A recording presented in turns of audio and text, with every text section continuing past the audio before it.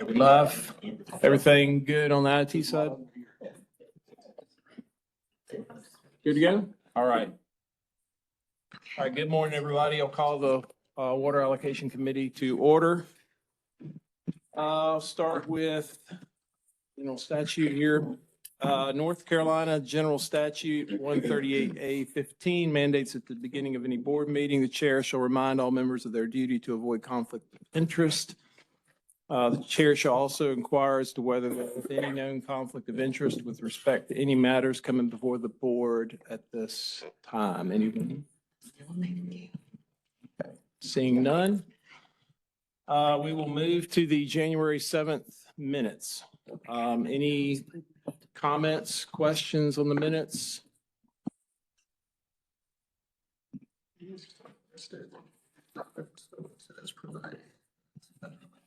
You did? Okay. We do, thank you, council. We do have one correction on, it says Vice Chair Smith on item number 1, so we'll get that corrected. Any other comments? Can we move to approve with that edit? We can, okay. Anybody want to make a motion? A motion. Okay. I'll second. All right, you had Commissioner Harden, Zavaleta, second. All in favor? Aye. Opposed? Okay, we're good. Got the note on that one. Yeah.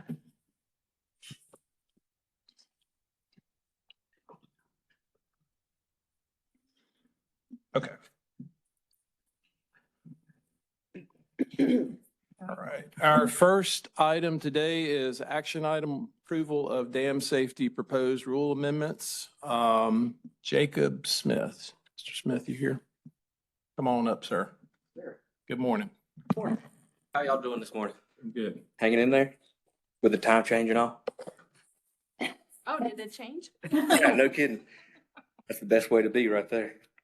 All right. So last time I was here, first off, I appreciate y'all giving us an opportunity to speak again. Last time I was here, we went over some of the rules, some overarching concepts, modernizing terminology and definitions, things like that. And today I'm going to largely go over a lot of that same information as well as what we have finished up since then, which is primarily going to be the regulatory impact analysis, that component. So let's get right into it. So we've included these rules as examples: 104, 105, 203, 302, and 500. Again, we looked at all these last time. We've just gone through and tightened up the presentation a little bit more for the sake of clarity. There were some good questions that came out of the last set of examples, and so we'll go through those again. Right now, last time we were here, we were at the fiscal note drafting approval. We have since been approved. The fiscal note has, and so now we are on to committee approval for EMC. Thank you for having us. Proposed amendments, sort of an overview, right? We want to modernize terminology, references. We want to clarify definitions for consistency and accountability. These examples I'm going to give you are applied throughout to make the law and the language more precise, consistent, easier to interpret for applicants and owners and the consultants. All right, so everything highlighted and underlined is new language. And so I've got some examples here. One that we've added here are the dam breach inundation zone. And bear with me, I do have some notes on my phone this go around to try and keep on time, because last time we did, I feel like carry you guys over. Okay, so definition 17, it is new and it looks like a lot of language, but we are effectively, this definition is new rule in the text, but the practice behind it is not. Engineers already prepare inundation maps for hazard classifications and EAPs. Statute does require an inundation map within an EAP. We all know that. However, there's no real clear timeline with respect for how often or current that map must be. And, when you think EAPs, you obviously want a current and updated map. The 10-year standard simply provides consistency statewide and really only reflects what responsible engineers and owners already do. So this is just putting in place what has, again, already been in practice. And that is a theme I want to lock in on throughout what we've done in these rules. The new and old owner, we went over this last time, again, just trying to clarify some of the confusion surrounding ownership and who might be and who might not be. And then the last item on here, qualified engineer, this is obviously no highlight, minus, that we've stricken he is into they are. But I just wanted to point this out. This is an existing definition in our dam safety rules. We are not changing this definition substantively, and it remains as it is. So classification of dams, again, we did go over a lot of this last time. The big piece of this that we're adding are economic impact tiers, greenways, trails, and parks into a Class C hazard classification, traffic volume categories, and standardized submission processes, right? I'm just trying to make things clearer for the owner, the applicant, and the dam safety staff reviewing everything, trying to take away the ambiguity between dam case to dam case. Professional engineering requirements, this was a point that came up last time that I wanted to hone in on this time. And so as we pointed out in the last definition, we didn't change the definition as it were effectively written in dam safety rules already. All we are really doing in this particular sense with this new language, section B here, is defining what it means to be a qualified engineer with experience in dam design. What's changing? Well, effectively, we're clarifying a loophole that allowed any engineer with a professional engineering seal to determine a hazard classification regardless of any dam safety input, right? And obviously that creates a consistency issue, right? Because there is a standard set of rigor and data analysis that go through dam safety as far as making sure these classifications are consistent statewide. We're not missing anything, and you would hope that everyone, obviously no one misclassify things on purpose, but obviously the potential should exist if the integrity is compromised by running outside of dam safety review processes. And so what we're doing here is we're just defining what it means to fit into that specific statute. We're not eliminating the ability to apply to dam safety through the standard protocol and practices. You can still, as a brand new engineer, submit a form to dam safety for review. That is how you will build up this level of criteria, right? So just wanted to point that out and get back to that because, yeah, great questions came out of that last time. Dam safety, yes, please. Did that go through NC Bells? Did that go through NC Bells? Yes, correct. Okay, dam safety orders, again, nothing crazy here. We've just added, taken away opinion and changed it to discretion. We're effectively just updating some language, trying to make it more clear as far as emergency protocol, what means what. 500. Again, these are some, we are updating language from old legacy departments and divisions that no longer operate in maybe the capacity they originally did, and we've just updated that to the actual departments that monitor those policies and services.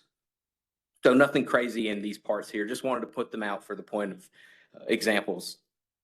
And so now we get to the real meat of what we've accomplished since last time, and that is going to be our regulatory impact analysis. And let me pull up my notes real quick for everyone here, because there's a lot of information that we've tried to get into with this regulatory impact analysis. So under realistic implications, the total statewide cost is, between 2 and 4 million, well below a $10 million threshold.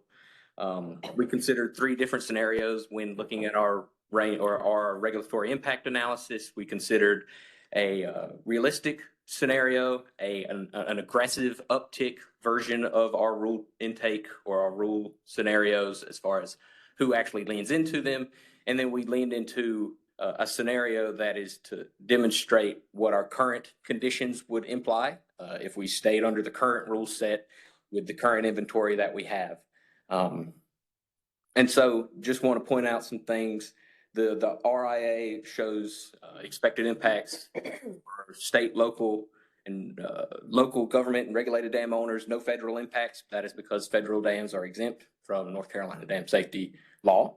The major classification or the major drivers here are going to be the hazard classification definitions. You know, all those thresholds and components that we went over before, the modernized intake process, the addition of the incremental damage assessment as a tool, and a structured process for the hazard classification submission, right? That's all, again, policies and practices that have been in place.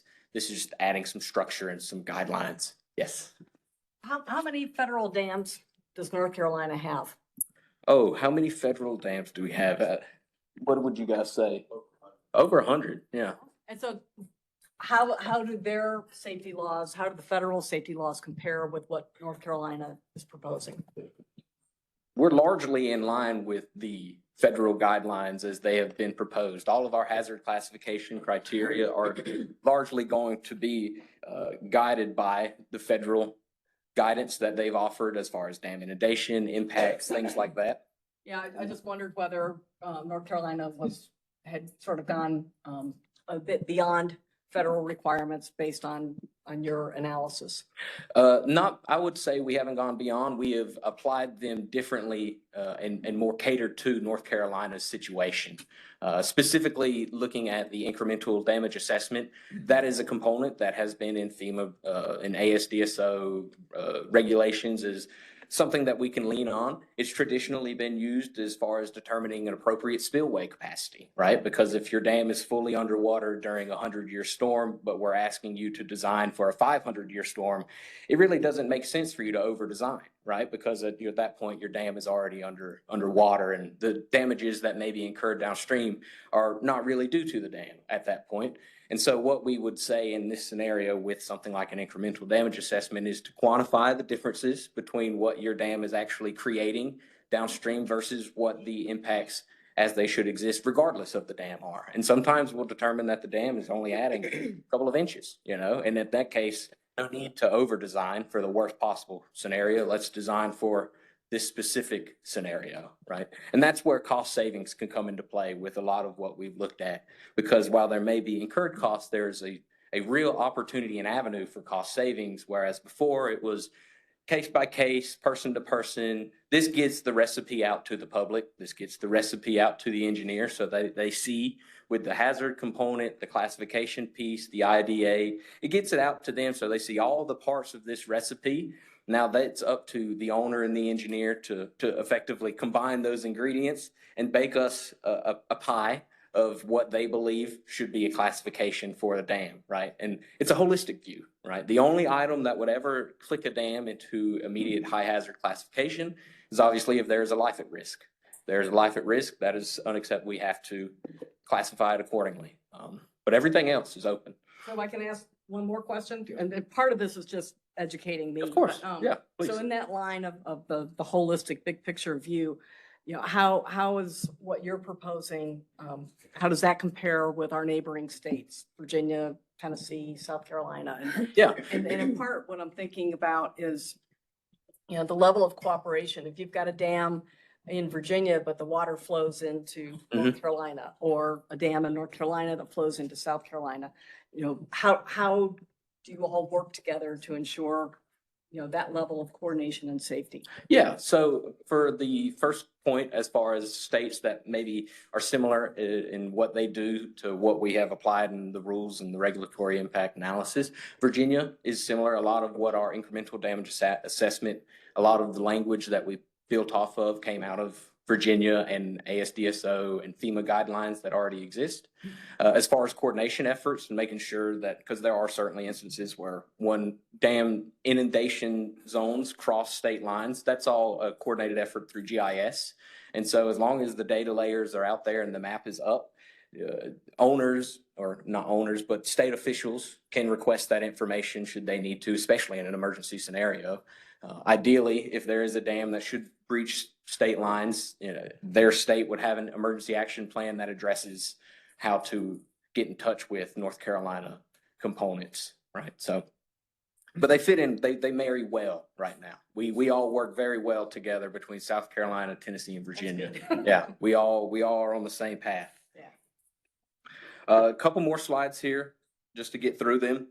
So to add some approximate figures here, right? These figures are high level and planning only, for planning purposes only. We don't keep an extensive list of these costs. It's more overarching industry standard.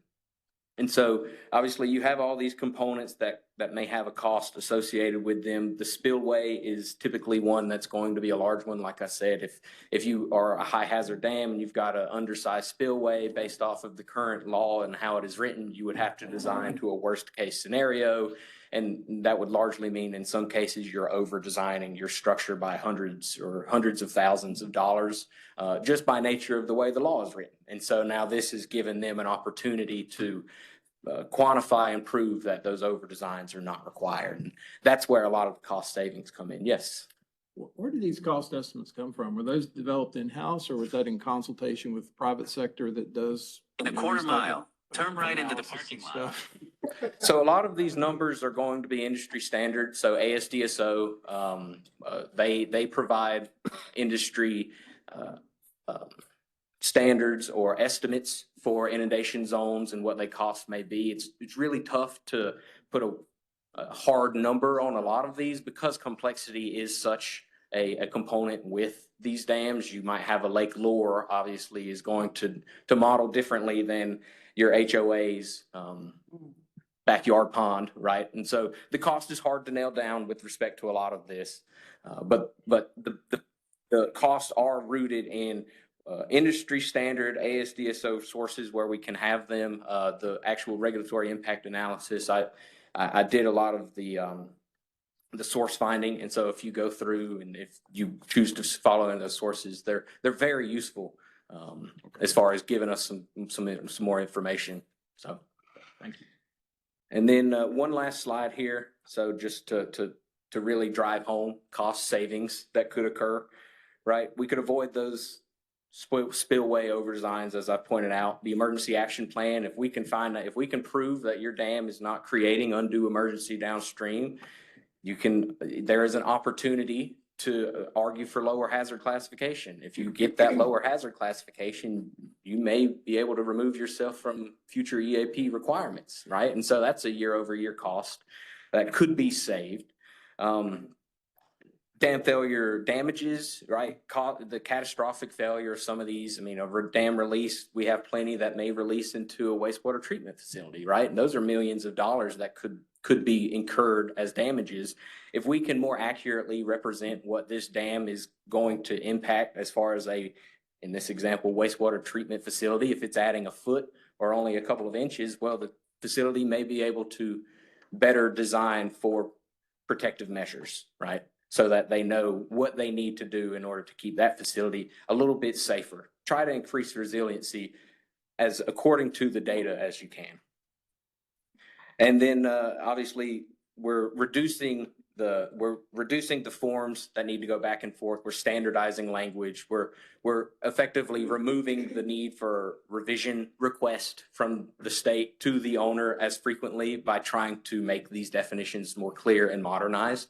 And obviously that saves the owner, the engineer some time, that saves us time as state reviewers, and that streamlines our process a little bit more than what it has currently stood.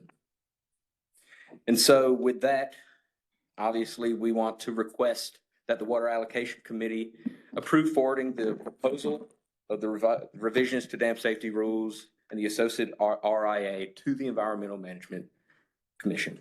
And with that, I open to questions, please. Yeah, sorry, I just have one quick question. Please.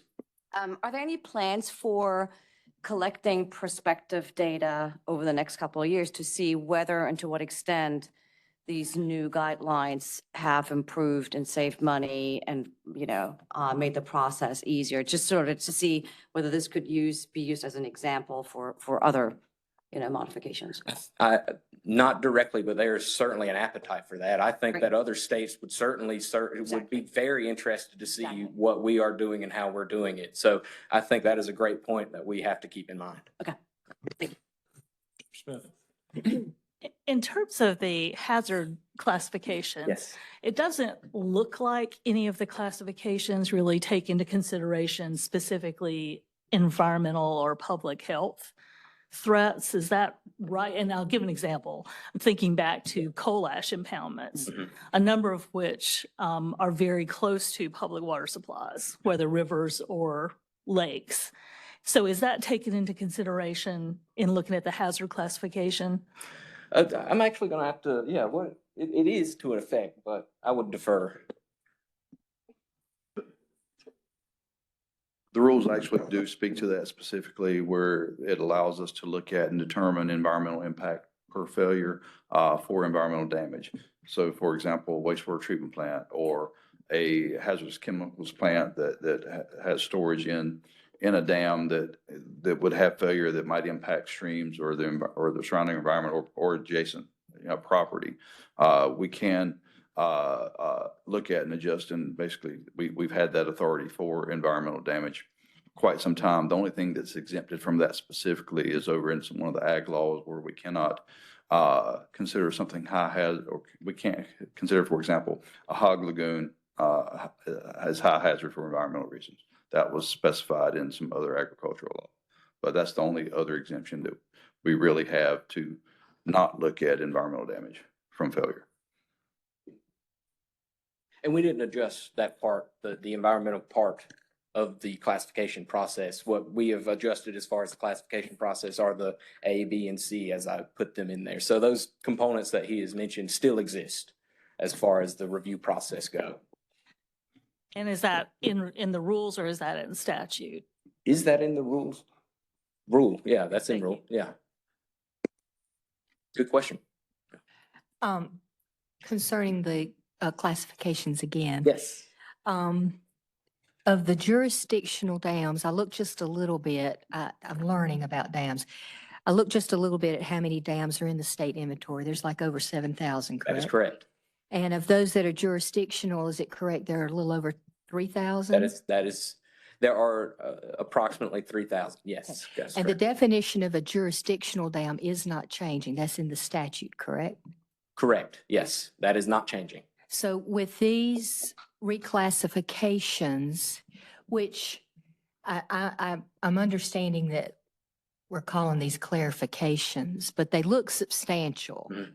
to somebody who's not been digging into them a whole lot. They look substantial. So is that, did you say that that is automatically initiating an effort to reclassify all these jurisdictional dams?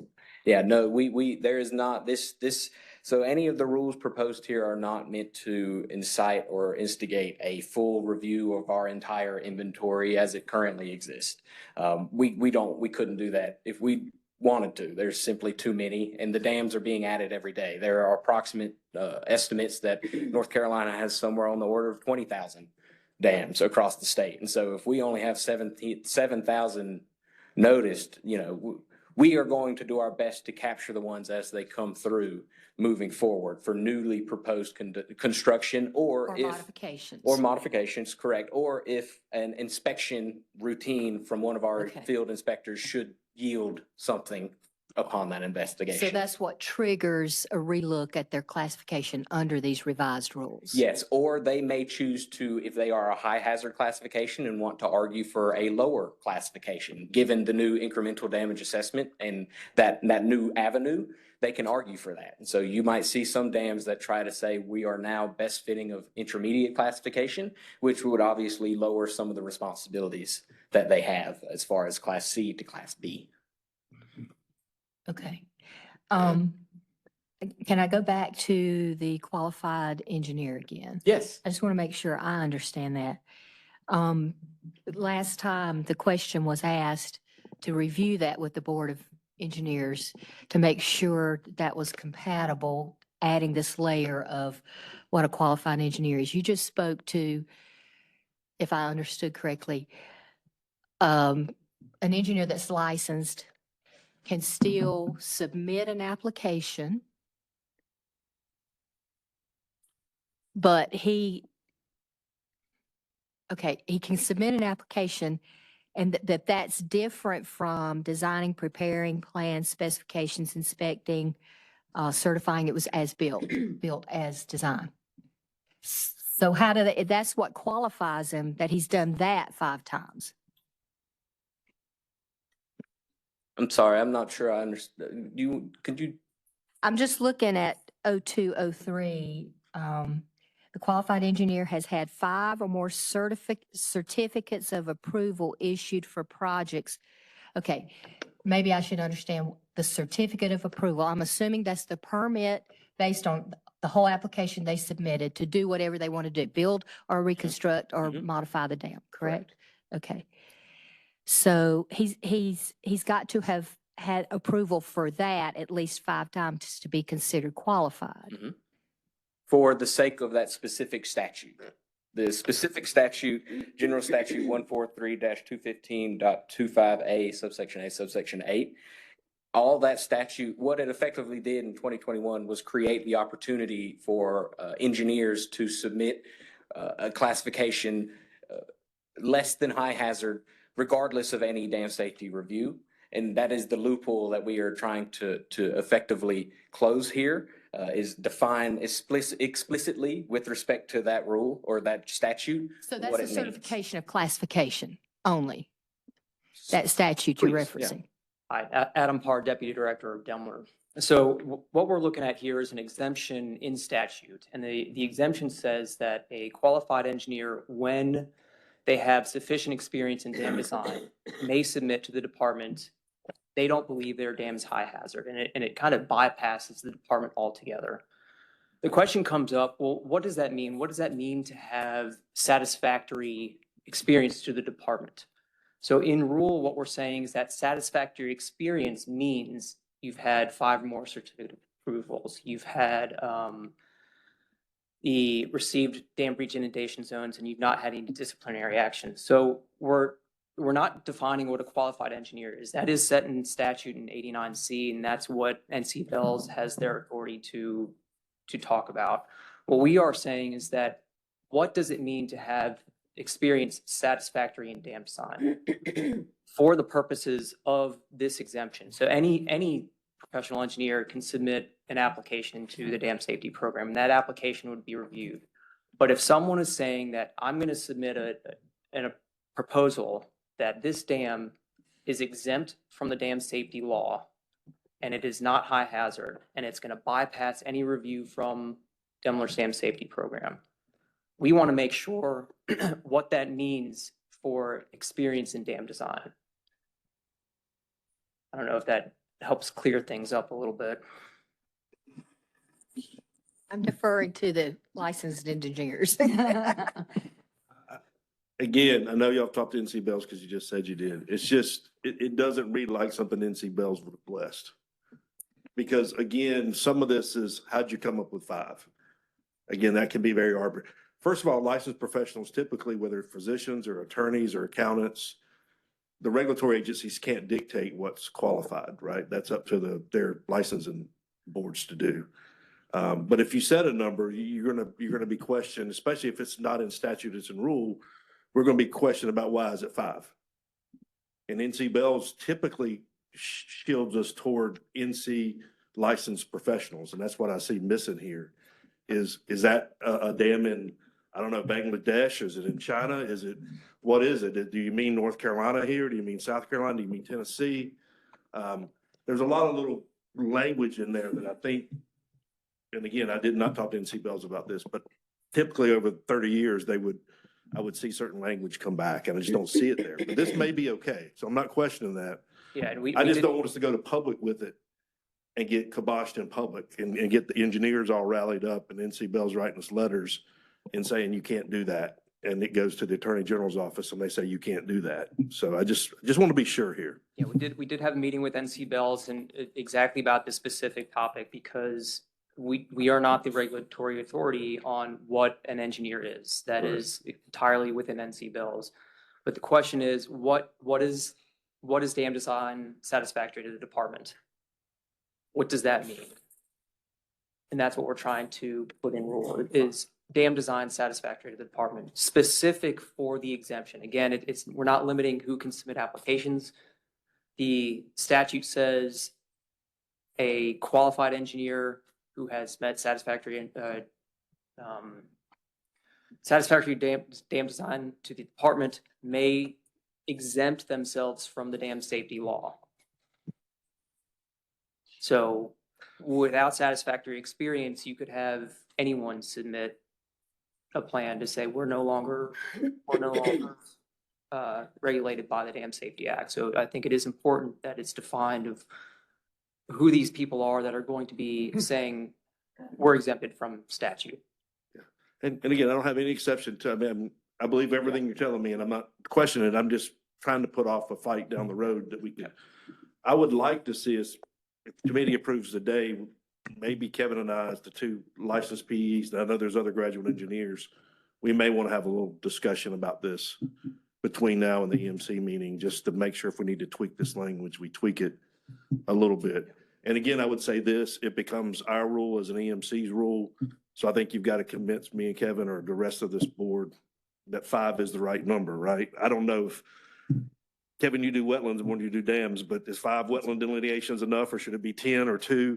This gets tricky and I would appeal to any licensed professional in the EMC, the same thing. If you're a lawyer and you're trying to restrict who can submit on certain kinds of environmental cases, how did you come up with the number? And I'm not saying you're wrong, but this EMC has to buy off on that number too. I understand what you're saying, but I also understand what they're saying. I is do. that- I'm is not that, arguing with it. It's good to put some bounds on what the expectation is, I think. So And I'm that's in supportive part of why I that. was asking how this compares with neighboring states. So neighboring states don't have this exemption in statute. So there, a high hazard dam is, a dam is exempt if it's less than 25 feet in height or Less than 50 acre feet. 50 in acre height feet. And does not demonstrate. So that's one exemption. However, there's a second exemption if you're less than 25 feet and and an engineer who has significant experience will say we're not, we're exempt, we're not high hazard. If I may provide an example, obviously, we love to talk about Lake Lure, but Lake Lure is a high hazard Class C dam. And so by nature of how this statute is written, if any professional engineer came to our department and wanted to design and create another Lake Lure size style dam and chose to tell us that I am a professional engineer with significant experience in dam design, I do not believe this is a high hazard dam. I do not need to run that through your review process.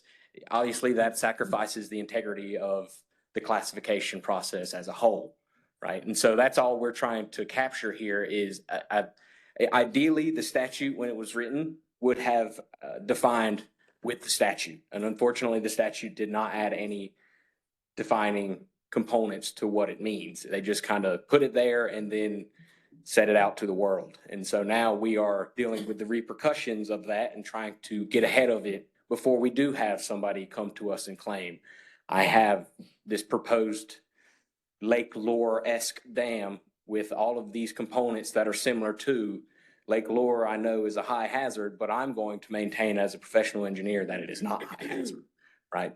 That's where the question is, and that's what we're trying to hone in on in this situation is if you have demonstrated the 5, and I do see the point, how do you find the right number? It is a tough question to answer, but the number does need to exist. The guiding principle that we're trying to get across there, if not a number, there should be something that prevents somebody from doing something that demonstrates significant experience in dam design. Right? That's the main thing we're trying to capture here.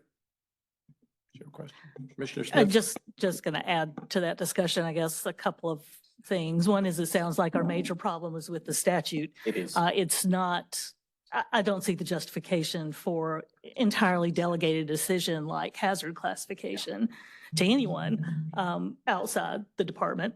But if you're going to do that, I do see the argument, and I guess this is the conversation that you've had with the engineering board, and we will probably have in the future with the Rules Review Commission, is this rule is not about determining who is a qualified engineer. It's about determining which qualified engineers have sufficient experience to delegate that decision to. Correct.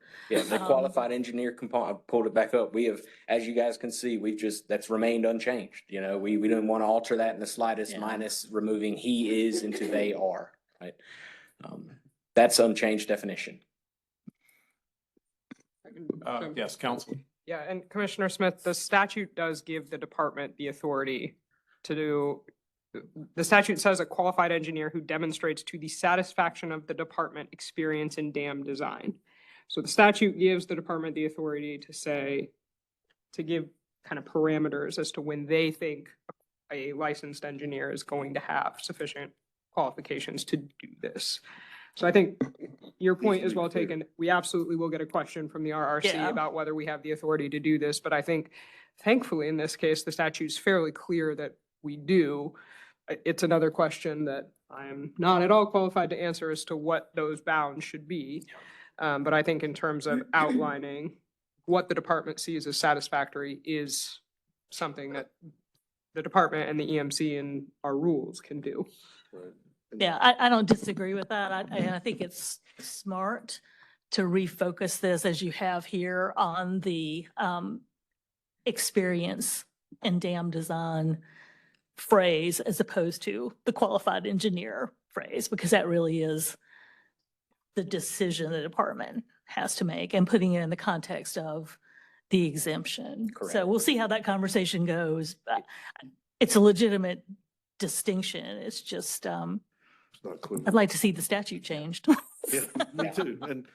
And we need to make sure this is right, because we know it's going to be bumpy. We've already said it's going to be bumpy with the public, and it's going to be bumpy with RRC if we're not all very comfortable with this language. So I have no problem reaching out to NC Bells between now and if this goes to the EMC in the next meeting. Check with that. And maybe council too can give us some language that you think may get through RRC.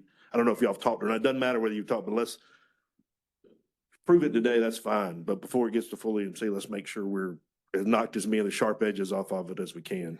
You know, that's all I'm saying. So. And I'll add to that, again, obviously, we aren't changing the standard practice, the standard protocol for submitting to dam safety. That is unchanged. If somebody wants to go through the standard protocol of here's my jurisdictional determination, I argue for exemption or jurisdictional determination, we will review it given the holistic recipe as I described it earlier, and we'll render a decision according to the standard practice, the standard protocol that we've really already established. That will then go into if that process was without too much issue with that applicant, right? That's where you can begin to satisfy these requirements, right? This through that standard practice, that standard protocol that exists as is. Can I ask you one more question? Because I think you accept some of this from, if people just show their experience in other states, but this is getting, you know, when you get to 5, do you want 5 in North Carolina? Some guy come from Tennessee and say, I've done 5, kind of like you do in North Carolina. I think Would you accept that? I believe, is I that want to just say in we here? specified somewhere specifically, it must be specific to North Carolina. You have to have with dam safety in North Carolina.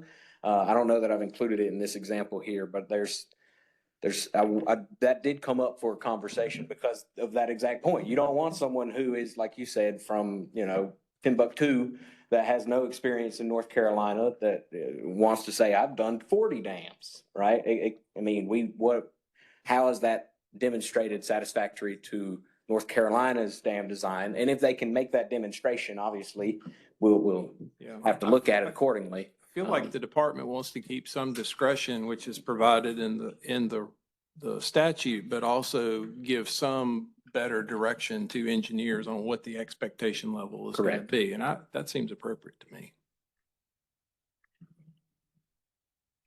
Any other questions?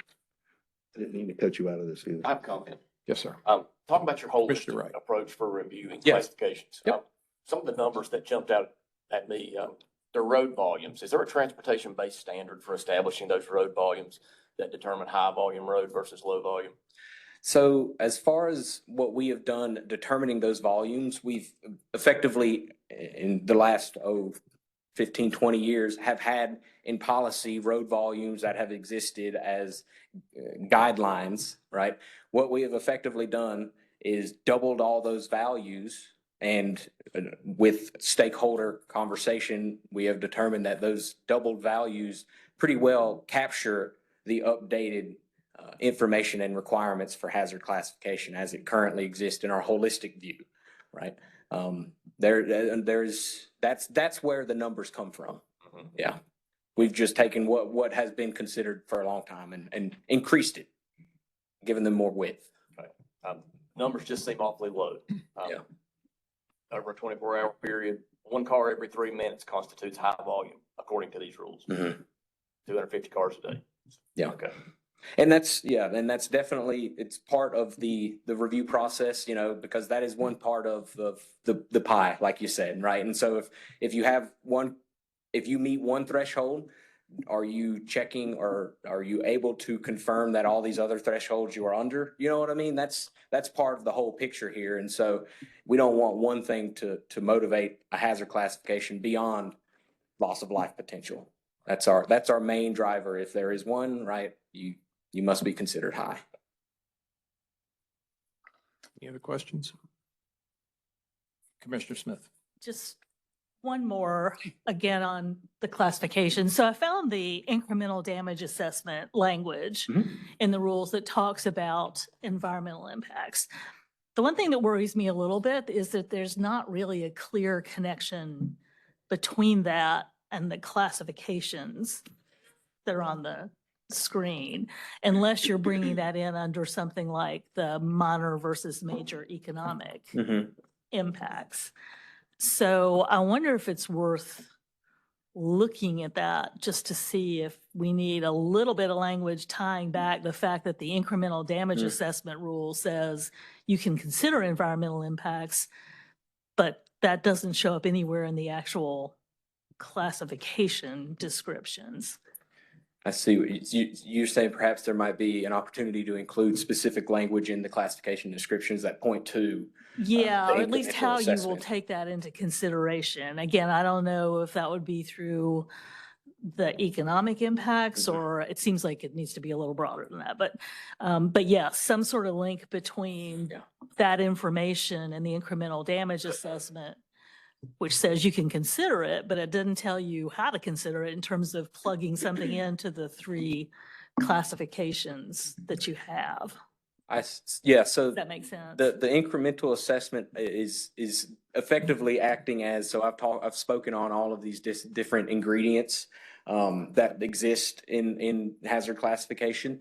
And so the incremental damage assessment as a tool is effectively the recipe, right? And so it lays out, if they choose to go through that process, because it is a voluntary process, if they choose to go through that process, part of that process is going to effectively quantify different components that will drive home class A, B, or C, like the loss of life potential, the roadway capacity. You know, those are the pieces of the recipe that go into how we make our determination at the end of the day. So, but yes, I see your point is for sure there is an opportunity to connect the two. Please. If I may, Toby Yes. Benson, Director, from the existing rules in 0211, that actually specifically refers back to 0105 for classification for the environmental assessment and damage. So that could also be used for looking at the environmental concern as well. But because 0211 does cover the environmental impact for classification and determining classification, and it does refer using 0105. Can I ask a follow-up question, Commissioner Smith? Just want to, and I think you're concerned, if I'm hearing it, I make sure I hear it right. If the dam is impounding something other than stormwater or plain water, if it's got some environmental hazard in the water, Right. that should have a higher classification or a more critical classification than something that's just holding back water quantity, as I would call it, just benign stormwater, rainwater, whatever. And then I guess if there's something downstream that we see, maybe that should be specified too. Is that the gist of kind of what you're saying, to put some kind of tier in there to say if it's holding back a septic pond or something, that it should have a higher classification than just water? Yes, or whether it's higher or not, but that there should be a little bit more explanation of how you land on a particular classification, A, B, or C, depending on what those environmental impacts are. So yeah, some tie that, something that tells you, you know, if you're having this kind of impact, then you're a class A or class B. And the fact we have Damn. 3,000 of these and we're adding more all the time to be consistent, we might need more guidance. Yeah. I don't know. Any other questions for Mr. Smith? If not, I will entertain a motion if you want to go to that last slide there.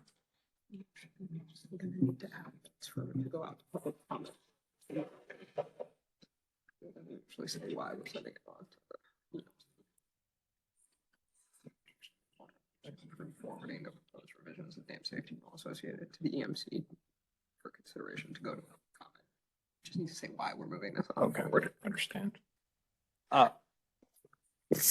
So would the chair entertain a slightly different motion? Since we've got a couple of follow-up things here, and one was the conversation suggested with the engineering board folks, and another is maybe exploring a little bit of connecting language in terms of environmental impacts and classifications.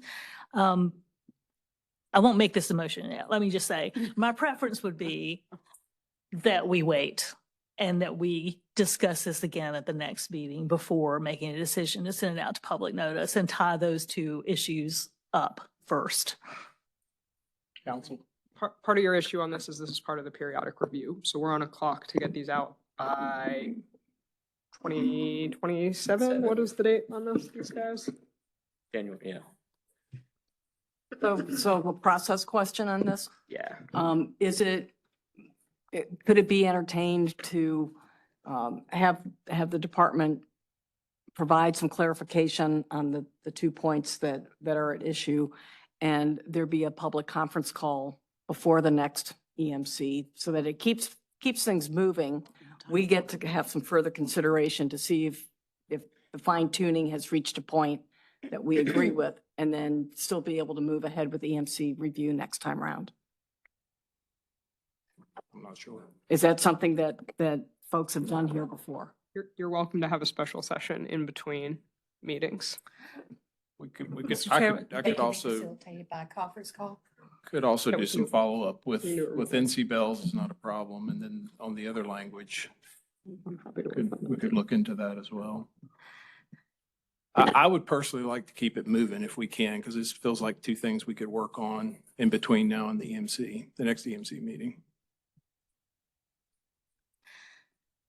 One concern about that is especially if we have new rule language, it gets a little messy if we've already recommended sending one version of the rule out to public notice and then we come back with new language after that. I will confess, I'm probably not going to lose a whole lot of sleep over the Rules Review Commission timeline.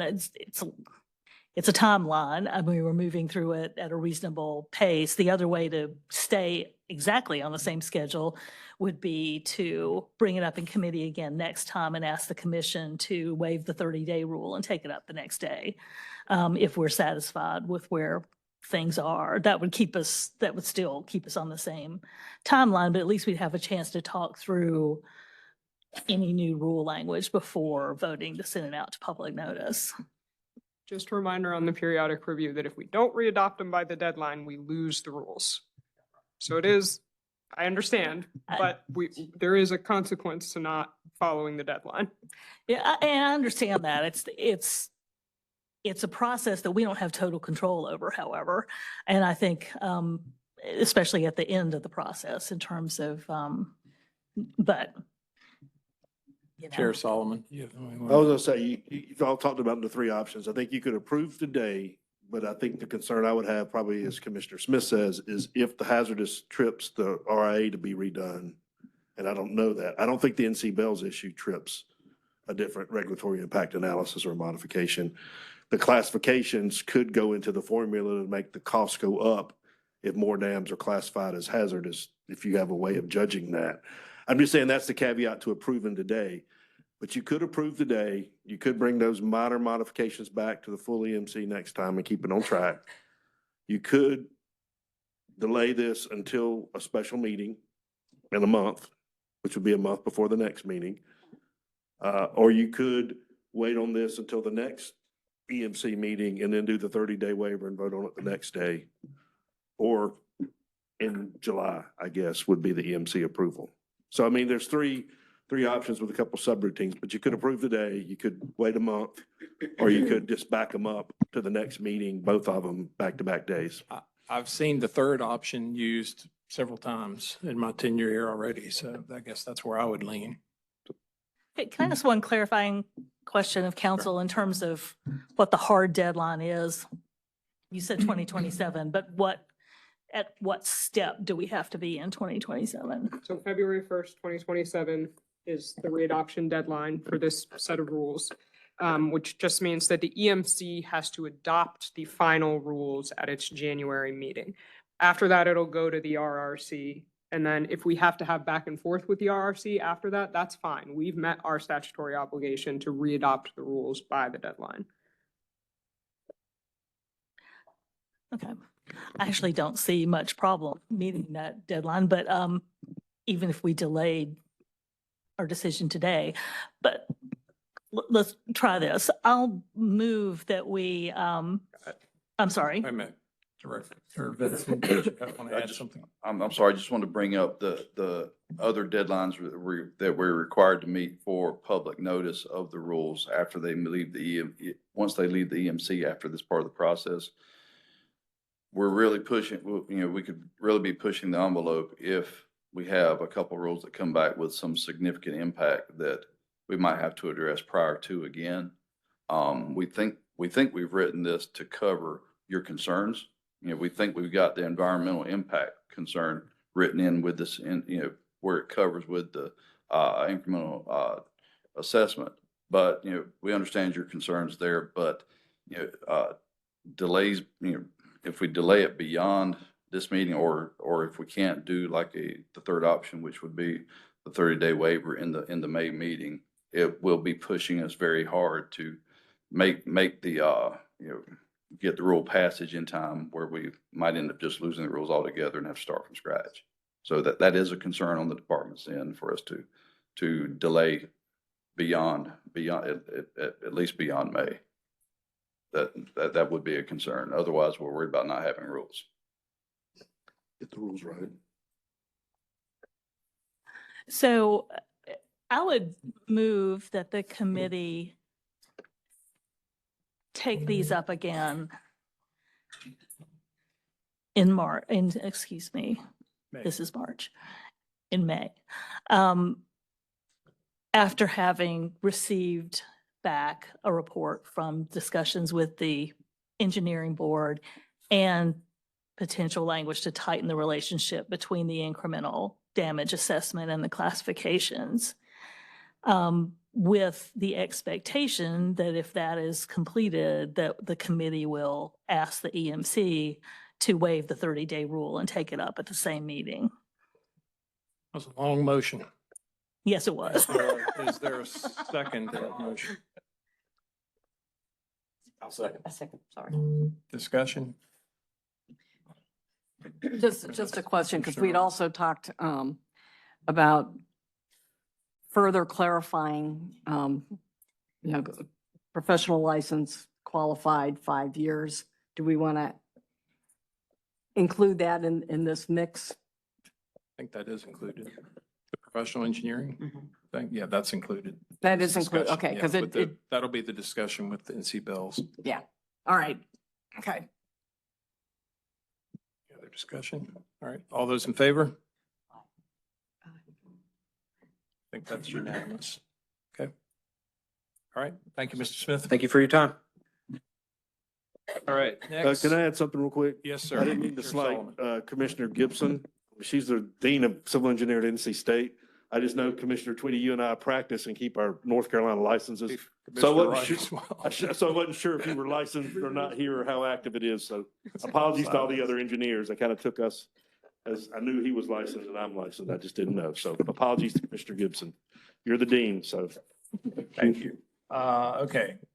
Moving on to action item 2, request approval to proceed to the EMC with the 2026 periodic review of 15A NCAC 02E water use registration allocation rules readoption. You are not Mr. Peel. I am not Mr. Peel. I'm standing in for Mr. Peel today. I'm Harold Brady, Water Supply Development Coordinator in the Water Supply Planning Branch. I'm gonna roll through this. I'm gonna roll through this pretty quick. I love all the different rules here that represent all the different parts of the branch that I've worked in. But I should move this through quickly. Many of these first slides you've seen, we have all of the rules in our branch need to come forward. So today is we're asking for is for it to move on to the EMC, the full commission, the next meeting in May. Here's the 3 steps. All the rules will be deemed necessary. So moving all of them as they are forward. There have been no real changes to the rules. There have been places where the department or the section or the branch is different and who's working on them now. And that has been updated, but really as far as that's really it. So, there's the 100 rules, 300 rules. This is registration. 400 rules, everybody's favorite interbasin transfers. These rules were passed and adopted in 2022, so these are pretty recent, the IBT rules. CCP, CUA, no real changes there. So this is all 32 rules, just an excerpt of that spreadsheet, the report. All right, and then here's the timeline. We mentioned the timeline earlier, how important it is for us to meet. So this is today, and then we start off with today with the WAC approval. Then then it goes before the EMC in May, and then it goes out for public comment in May. That finishes up in July, and EMC adoption hopefully in November. So that we can meet that RRC due date in November. So we're requesting that the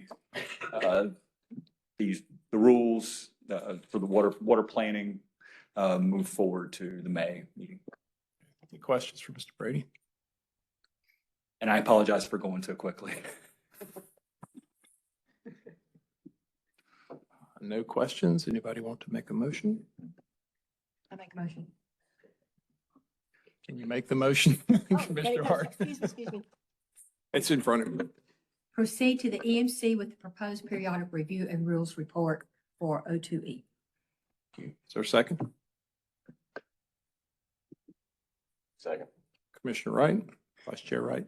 All those in favor? Looks like that's unanimous. All right. Thank you very much. Great. Thank you so much for your time.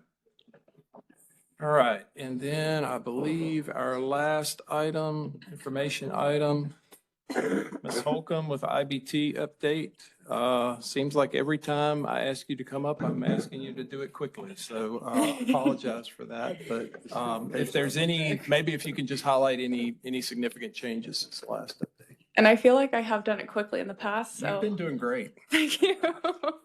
Okay, so outline, Town of Morrisville. The Town of Morrisville proposes to move water from the Catawba Basin to the Rocky and the South Yadkin Basins. They receive their supply from Lake Norman, and they hold a pre-existing allowance of 8 MGD. So from a 30-year demand estimate, the town now requests to transfer a tentative 12.6. And this may be changed with the draft EIS. We are expecting that maybe summer to late fall. Where are they in the IBT process? They're in the second phase of the IBT process. They're currently working on their draft EIS, although they're awaiting the Catawba Water Management Group's Integrated Water Resources Plan, so that they can use this information for their draft EIS. And the IWRP is projected to be finalized this summer, probably around June. Okay, now we're moving on to Charlotte if we don't have any questions about Morrisville. Charlotte Water's IBT request involves modification of their existing 33 MGD transfer certificate from 2002. Charlotte Water has requested to modify their existing certificate for up to an additional 30 MGD. Under the until the EIS process concludes and the EMC decides the adequacy of the request, the transfer amount is subject to change. And I just want to note that this is a preliminary number that may be updated during the IBT process. So where are they? Just a reminder that even though this is a modification request, an EIS is required due to the South Carolina versus North Carolina settlement agreement. And just like Morrisville, Charlotte Water's draft EIS is currently awaiting for the Catawba Water Management Group's modeling and integrated water resources plan to be completed. I'm talking so fast, so if anyone has any questions, let me know. Yes, ma'am. So again, kind of an educational question. So when we talk about interbasin transfers, this is looking at withdrawal of surface waters?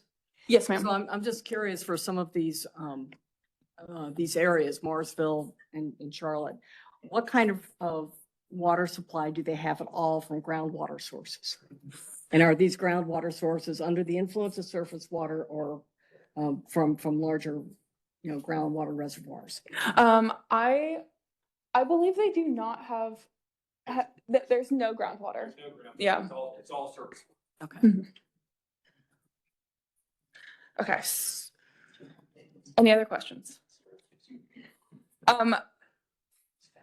The Catawba Water Management Group's draft IWRP has been posted and it is currently being circulated around to the governing board members of their member utilities. They're currently gaining feedback on this document.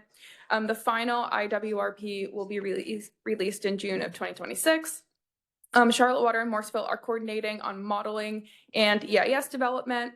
And the recent and upcoming SAG meetings, there will be a webinar on hydrologic modeling on, this was passed, but February 26th. And then there will be a workshop on the Catawba and Yadkin hydrologic modeling on March 13th.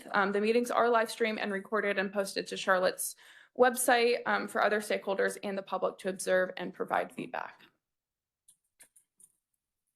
These are links from Charlotte Water. And then we're moving on to Fuquay-Varina, which has a lot going on. But before, any questions on Charlotte? Okay. The town of Fuquay-Varina is currently undergoing a new IBT certificate. They're requesting 6.17 MGD, as we know. So where are they in the IBT process? They're in phase 2 of the IBT process. They have completed their draft EIS and they have completed the required public hearings. Thank you, Chair Tweedy, for being the hearing officer. The draft EIS is published to the state clearinghouse and the posting period has been extended to April 1st, which April 1st is the deadline that DWR will accept both written and oral comments. And then in the next coming slides, I will expand upon what the next steps are. So these were the public hearings that we held in December. And then just a comment summary of Fuquay-Varina's EIS. So in the 3 public hearings, we had total 90 speakers from the public.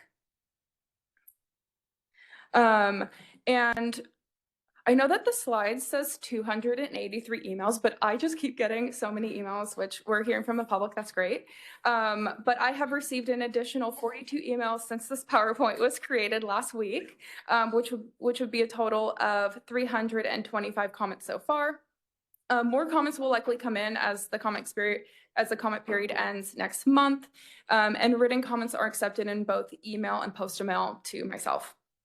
Lastly, I know it says 29 resolutions, but we have actually received 41 resolutions adopted from cities, towns, counties, home builder associations, and public utilities. And then general issues of concern. I expanded upon the top ones in the last meeting, but the newest ones of concern are loss of water for agriculture, nutrient concentration in the Neuse River Basin. So think of like algae blooms, PFAS, TMDL, hypoxia, drought vulnerability, and then chemical export of Cape Fear industrial pollutants. Any questions on that? Okay, so what do the next steps look like for Fuquay's request? Phase 2. next will happen is DEQ will collect and respond to comments on the draft EIS. We will formulate a hearing officers report, which we will finalize in about July to September. Then the EMC will make their adequacy determination. The EMC will determine if the EIS is technically accurate or technically adequate. And then DEQ will issue the record of decision. Then for phase 3, Fuquay will form their draft petition. The EMC will make their draft determination. The EMC will hold another round of public hearings.